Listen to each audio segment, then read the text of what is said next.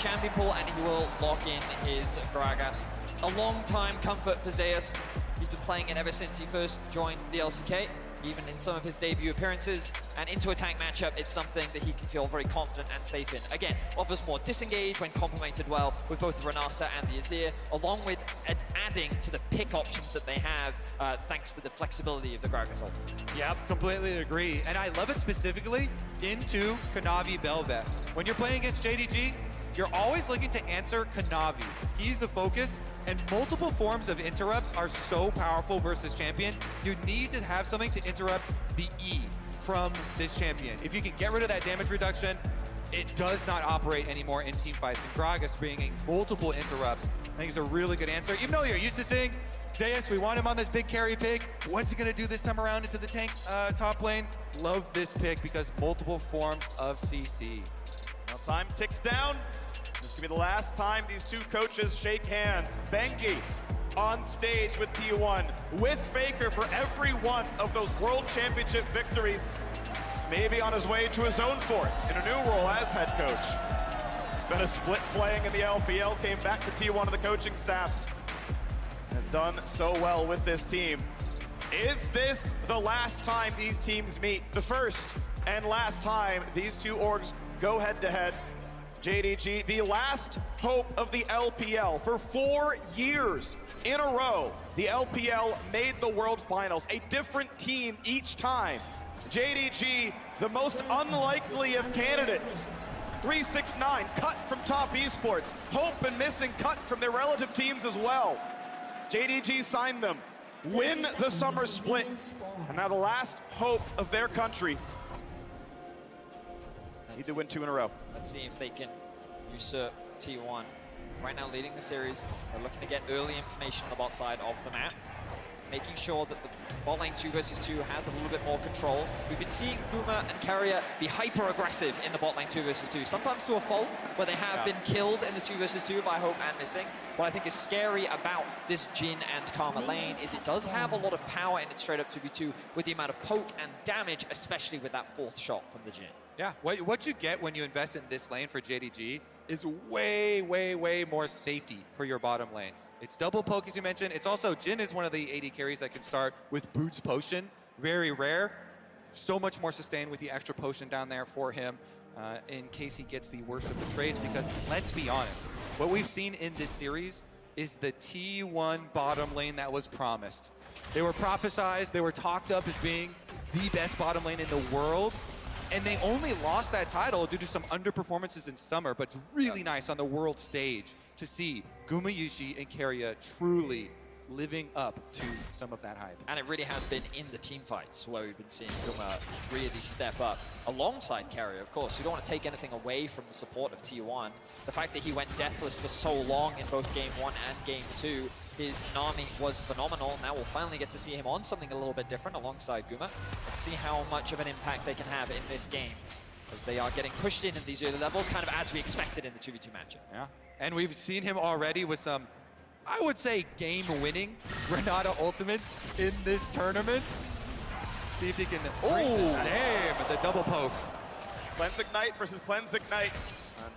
That means there is no heal. There's no way to get your health back up. You can drop the dot, but the first tick of Ignite will still land. Summon a spell-wise, arguably Ignite counters Cleanse.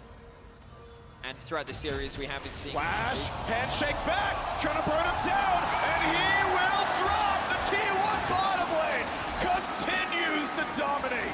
Keria, that was magnificent. Are you kidding? The handshake right on Missing as he flashes. Holy moly, predicted, outplayed, annihilated. This T1 bottom lane, the one that was promised, absolutely insane. I mean, that I feel caught everyone off guard. Keria played that so well. For sure, Missing was caught off guard. Just as we were singing his praises, wow. He's able to find a play like that, but burst damage was ridiculous. So let's have a look back and see how he does it. Flash, handshake, root. It's just clean, isn't it? No bit of damage was missed. Really understanding the limits of his champion. You give him a champion that has a little bit more agency than an army, and he does stuff like that. You can see why Carrier is so respected worldwide. Finds a knock, a decent damage. Under the turret's gonna be a bit much. Takes a shot, but it does put damage in toward Faker. Kanavi always happy to share a bit of XP with a laner. Total experience for your team does go up that way, but it will slightly delay Yagao's road to 6. Yeah, man.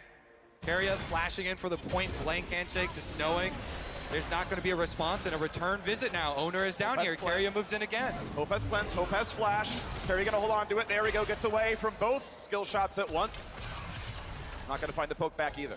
The awkward thing for JDG's bot lane now is their wave is in a terrible state and their jungler is nowhere near to offer support.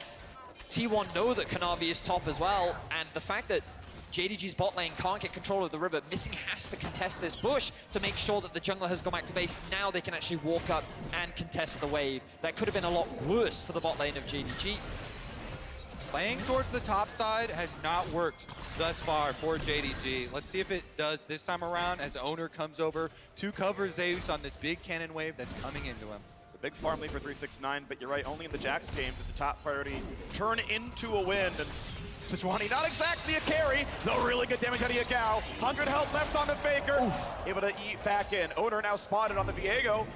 Is Yagao going to be really in danger? Gets away from the stun, but it does mean he's got to drop away from this wave for a bit. Yeah, he's going to chase him off. Yagao had already teleported back, so Faker actually, even though his wave is pushing, he can teleport right back to this lane. That's why Owner's not hard shoving instantly. Looks like he is going to walk it in there anyways, but Yagao already using his teleport means the extra damage there from Owner is going to stick, and it should allow Faker to continue trying to abuse the ranged matchup here, pushing in on Yagao, poking him under tower as he tries to pick up him. We didn't talk about it, but this is actually Faker's first Azir game at Worlds. Of course, the man is very familiar with Azir. See if JDG can find a pick on a nice sidestep from Faker. Oh, guesses that Faker will juke left, but Faker holds the course. Gets away from the stun. Yagao chunked down to 300. He is sidestepping everything. How can you pin down a T1 member when they don't even flash? They have the confidence to juke every skill shot you throw at them. Beautiful play there from Faker. He's used to the pressure from Kanavi at this point, and with the push that they have in bot lane and the fact that Kanavi coming mid just allows Yagao to go back to base means that there's a very easy opportunity to secure this first dragon. Very well played from T1 in the early game, starting to build a small gold lead. I mean, honestly, I would be demoralized going for ganks on this guy and having him just completely juke it out. He holds onto his flash both times. When Silas has him so low under tower, Faker confidence, doesn't burn his flash. He walks it out, walks away with 75 HP, continuing to hold on to these cooldowns, and now he's level 6 too, so even has the ultimate to disengage. Let's refocus though. Kanavi on his Bel'Veth pick. Going to go for the invade on red buff here, take it away from Owner as his recall goes off from the bottom lane. So Kanavi will continue with this little lead that he has gotten. Very minute, but is there. I do want to point out that Faker has rushed himself Oblivion Orb in the lane. Keep in mind that what he's against is the Dorn Shield and Second Wind. One thing that, for those who've been...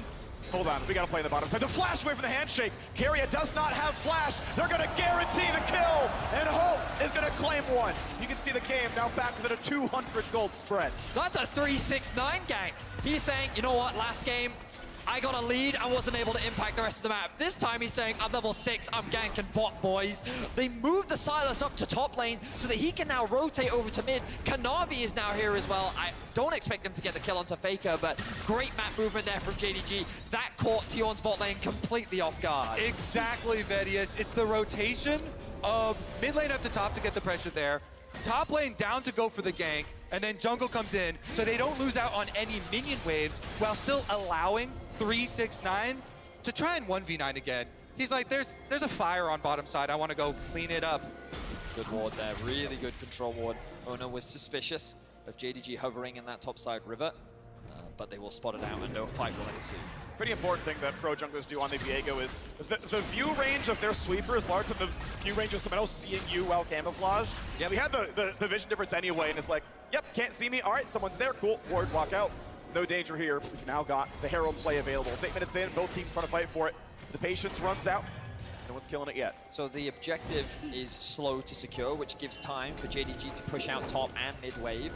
Meanwhile, T1 are buying time for Gumat to join the rest of the squad. He will now arrive with his ultimate available. Looking at the supports as well. curious as to how close they are to level 6, because that really could be the difference maker in the fight, as we see both teams once again contesting over this midway. 5 flashes up for T1. Missing both from the bottom lane, and of course, this guy didn't bring one his side, but he's got his ulti up. Cleanse ability for Guma means there's only so many good targets. His Herald's being attacked. T1, will they find their way in? Barrel spots a ward, and they're gonna knock that down with a trinket themselves. Stolen Cask is only a disengage. Ultimately, JDG do not find their way out of the Herald yet. Yeah, they're gonna restart it, try and pull them back in. Owner still lurking around with the camouflage on. So the awkward thing for JDG right now is there is a big wave stacking up in the bot lane that is just bleeding away minions. They engage. Gonna find the root. The ulti from Varus doesn't get too much more. The re-engage looks pretty good. Yagao flashes in for a bit of damage. Ulti stun's gonna land. Can they kill Owner? He dives in, and the Berserk comes across. Kanavi is low, gets the out, and he goes 1 for 1. Looking for a bit more now. Yagao is in the front line. Already the Sejuani is dead. Faker flashes, Ignite kills him, and Hope is safe in the wings, but the CC is too good. Yagao will die, delivers himself the death. 4th shot, not quite the kill. Karma can't get it either. Sidestepping the last shot just barely. Gumayushi still safe. Gumayushi still firing. Slowed down, but without mana cannot secure a kill. Wow, what a crazy fight. Every single member walking away on such low health bars, but Guma continues to be clean, sidestepping everything, but T1 walk away the victors of the fight as JDG secure themselves the Herald. I love it because even though the kills were close, we burn away all the flashes. Look at this. Flash initiation for Guma, but Hope has cleansed. So he just cleanses and walks out. Then they go for the turnaround off of the knockup onto Guma. They're trying to get back to this flashless carry, but they get the Sejuani ultimate here onto Owner. He ults back in towards this Rift Herald as 369 picks it up and walks out. Bailout allows them to continue the fight, but he's so tanky and trying to move it through. Faker in the back line. Flashes away, still has the Ignite on him though, so burns down anyway. It's just the other side of the fight was fluffed so much, and Yagao gives this one over. Guma now, no mana after this arrow, but he's got auto attacks to push them off, and the flash from Hope also being burned like a matador, dodging that Gragas. Zeus lived because his passive popped on body slam. He was dead the 4th shot. Somehow Hope was like, this might not kill. I gotta flash the body slam that could have landed on me. Somehow was right about that one. He lived with a sliver of health. The thing that got me about that fight was in the replay seeing Faker just glide into the backline and he just looked at the AD carry and both ultimates were just in this really awkward position. But at the end of the day, T1 walk away as the victors of the fight. And again, huge credit to Gumayushi, been involved in every single kill alongside his support. That's another dragon secured for T1. Similar to last game, we find themselves with control over these early objectives. But how can JDG now use this early Herald to gain an advantage over T1? Well, right now it's 3 plates left from the top side. 369 was given the gold in the previous game on Renekton. Now on Sejuani, still again not a carry champ. You'd love to see him get it somewhere else, but I guess it'll be shared by Kanavi. 369 actually going to take his share of the gold. See if Velvet can be a big enough carry. Certainly 369 is up in farm, but will that matter enough? Yeah, we're seeing it again and again. JDG trying to have Kanavi and 369 carry these games because T1's bottom lane is just relentless. Again, this Rift Herald used on top side does get a pretty high value secondary charge, but bottom lane is kind of Flash stun. Varus can't land it himself though, forcing the flash that are missing. He will stay alive, trading flashes with the opposing jungler. But with the wave thinning out, they're not going to get much more than this damage. The plate itself will not drop. Hope wants his 4th shot, can't quite get it. There we go, Guma takes the trade. And with Varus ulti on, there's a chance they find that kill. They gotta block the shots, they will do so. The shields come out as well from the support. Get away from the deadly flourish. Well played by T1 to get away unscathed, but you can see the biggest difference between this game and the last two. There's no Faker. Faker on the rise, roaming to bot lane to create this 4-man stack dive, made it so much harder for Hope and Missing to weather the storm. But in a 3 versus 2, with the Karma, with the additional shields and mobility that they have, it's that much safer compared to what we saw before, which means that they hold on to their tower, and JDG have now accrued an ever so slight gold advantage while not having their AD carry be put behind in the same way. Yeah, this is a much different style of comp from T1 this time around. Tank on the top side for Zeus, scaling team fight carry mage for Faker this time around. A lot less roaming, less of those chaotic, scrappy plays, building up 4, a little bit more of the front to back. But we've already seen crazy things like Guma flashing forward to go for the Varus initiations as well. And it's only a 200 gold lead between the two AD carries. You have to feel bad for missing, trying his best to get level 6, now does have it, but has been losing out a lot on XP. Is Ona now getting bullied out by 369. I don't expect much more to come off the back of this. We kind of turn our attention to objectives as an ultimate comes down. Catches them both, has to cleanse, still 4 shots a teammate, has to get away from Varus ulti, and missing will die. Round 2 isn't good enough, he's running out of the tower. Guma gets the shot, and T1 get a double kill. This T1 bottom lane don't miss. Hiding the ultimate over the wall, Keria zones them off, and then they still walk right back into it, T1. Obliterating this bottom lane. It's just too clean from the T1 bot lane. Absolute destruction in the isolated 2v2. They will secure another tower, and all of a sudden, 369 in the mid lane. Gonna find the stun, a whole lot of damage, a shuffle, buys a second, the shield survives a bit longer, but 369 still drops, and Viego is ready to claim a couple of corpses. It's not gonna come through for Yagao. Ignite will not kill Zeus, and T1 are winning everywhere. Faker is just so good. The fact that he could get that ultimate out at the last second to set up for Ona and Zeus to turn it around. T1 find 3 kills, and they will hold on to the gold lead. Faker always looking for the turnaround play. He does not panic and try and ult them away from him. With his dying breath, ults them into the tower. Tells the rest of the members of T1, you've got this. You can pick up the kills. I will die for this. Here it is. Keria around with the control ward you see up in the river, able to get the ultimate off right over the wall here. And then Hope walking right there, does have to cleanse it as well, and they go for missing first. Full confidence with the fully stacked lethal tempo and the passive from Varus. Insane attack speed from him, blows him up. And the tower management was so good as well. Look, so much thrown onto Faker, the chain CC, but he gets that ultimate off just underneath the tower, and he buys a little bit of time, but we're back into the action. You try the 5-on-5 now for the Rift Herald. We've got a full item and a half here on the Gumayushi. Gonna feel comfortable on this Varus, the team fight it out. Gale Force boots to the side. Patience about to run out. They can get the last shot and try for it. 1200 HP. The spike comes through clean on the JDG side. And it's engaged for T1, but will it be enough? Yagao lower and lower and lower. The snipe from Gumayushi claims the kill. And he's gonna get more thanks to Owner. He plays the mid laner better than Yagao does. Holds in for a bit more, forcing out the flash. But Faker does not care. Only one man is left alive. T1 do it again, and Faker's not done. No second wasted. Teleports to the bottom lane to immediately take 4 from JDG. Unbelievable team fight from T1. The start of the fight looked promising for JDG, but this early game is snowballing out of control, and it is off the back of this bot lane and the man in the mid lane, Faker, as he looks to return to the World Finals once more. It is beautiful to see the 2 generations of League gods on T1 play together. Look at this. They don't get the smite, but Faker does so much damage here with the Azir moving forward, and Owner goes for the reset. Guma firing off the snipe, nails the first kill for him, so then Owner gets that body, jumps forward, picks up the Silas, and chases down the rest of them. Faker goes with the short route on the inside, flashes over into the wolves for the ankle. Beautiful play from Faker. And while he has not played Azir at Worlds yet, you can see that he is still a master at the champion. The cheers from Zeus as the ulti comes through.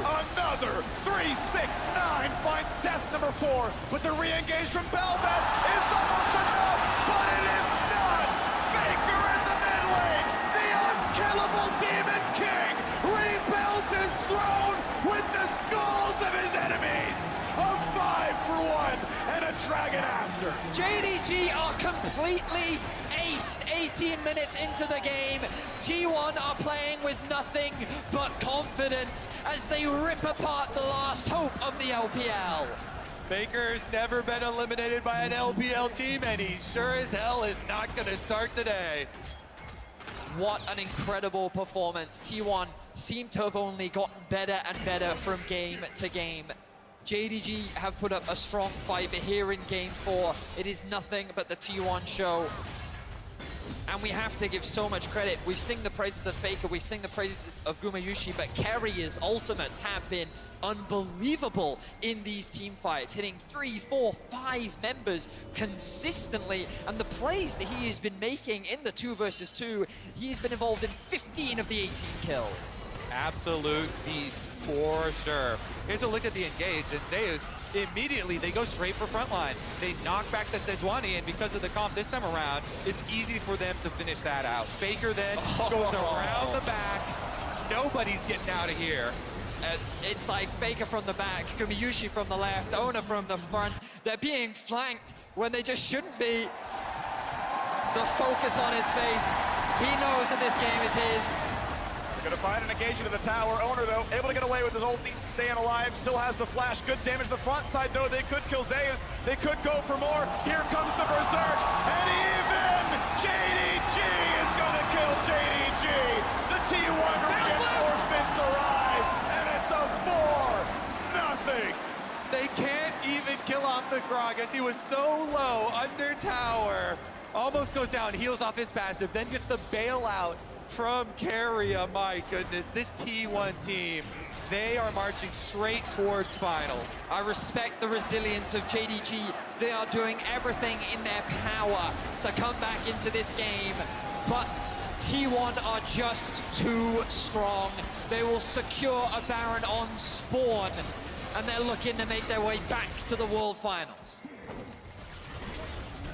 Here's a look at the attempt this time. They try and burst on Owner. He ultimates away. They kite through, and then they turn their sights. Next closest target. Burn down the Gragas. Seals gets slow, low. But Carrier, with the ult flash over the wall, hits them with the backline, comes in, and Guma can find the snipe, set up with his ultimate as well. Cleaning house, even getting the bailout for saves. This team is just so good. What an ultimate once again from Carrier. And JDG know there's little that they can do to turn this game around. You had the perfect setup, Thaddeus. You were talking about it. There's a reason this kid from the very beginning, support prodigy, got Rookie of the Year and was such a highly prized pickup for T1, but Guma. The bailout will buy a second. Have to find a kill. They should still knock him down, but it was close. Hope down at 400 HP himself. He almost makes it 2. That will be his first death of the game, but still, 19 KDA here in Game 4. This bot lane continues to be incredible. And T1 still in firm control. This will buy JDG a little bit of time, but not that much. If we draw our attention to the bot lane, we can see Faker pushing in this wave, securing another tower for T1. The next dragon spawns in about 1:40, and T1 are going to want to do as much damage as they can. 369 putting out the TES flare. A few years ago, made it to the World Semifinals, lost to Suning in the first Worlds in the last 4 years that the LCK actually won. That was Dom won. And now at the same spot he was, semifinals, but staring down the barrel of T1 closing out the series. Yeah, he got a lot of flack because of that TES team and dropping out, but had such a big resurgence this year. Let's see if they can pull it off. They teleport flank. He is behind Faker and the rest of JDG in front. Slow but not a route, 1 through for the Karma, but not gonna be enough. Shuffling back in, Kanavi, taking for a bit. It's a 1-for-1, Faker drops, but Owner is now on Velvet. Owner is gonna find another kill and going for a whole lot more. Yagao stuck in place, stolen Gragas will be not gonna matter. And Zeus is here to chase down Karma. 369 drops, missing drops, and T1 once again bathe Summoner's Rift in the blood of their enemies. 29-7. You wanted more than 1 kill a minute? Just T1 have that mark as they go for the top lane. Ace after ace after ace. T1 is unstoppable. There is nothing that can stand in their way and return to the pedestal with which they made their name. T1 is looking to cement themselves even further as a legend among legends. A League of Legends movie in the making. All right, here's the attempt on Faker's life, though, from JDG. They never give up. They always are trying to pick off somebody, and they, in the end, trade 1-for-1. They get the kill, but guess what? T1 are too far ahead, and Owner getting these resets. As soon as the rest of the team gets here, they're so outmatched in items. It's just a bloodbath. Owner making this champ look broken again. Ulting to catch him out. No one left alive as they was able to chase down the Karma as well. And you can see the idea from JDG, which is we have to find a pick, we have to find something. We're too far behind, we need shutdown gold, we need anything that can buy us time to get back into this game. But every single time, it is T1 not allowing them that window, as T1 once again look for a pick. Not gonna find it just yet, but this time, it might be to close the game out. T1 came into the series. They had only won one game slower than 30 minutes. They were stomping hard and fast, and now 24 minutes in, just about closing the loop here, trying to find the backline access. Kanavi cannot get in. Gragas only sends them back out. JDG, a brief respite, but only for a moment as Faker takes down Yagao. Gumayushi secures the kill, but it was still the doing of the mid laner, the greatest of all time. 10 years in his career, 5 years since Ruler kicked him out in the finals. And tomorrow we may see him rematch that man for his 4th title. The Nexus turrets fall. T1 back to the finals for the first time in 5 years. And a team full of homegrown, home-scouted talent. And a stomping game 4 over JDG.